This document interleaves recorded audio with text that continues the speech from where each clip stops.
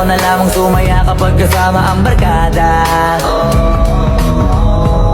Akala ko yung puso ko di nagagana, buti na lang ay dumating ka doon, nagsimulang magkaroon ng pag-asa. Nagkaroon ako ng gana sa buhay ko, nakala ko wala nang chansang makadama ng pag-ibig, buti na lang tinupad ang mga sana.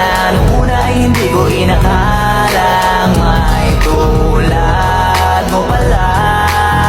Di ba rin ako makapaniwala, ngayon ko palang nadama to, ganito pala kasi ito, yung buhay ko na may kagaya mo.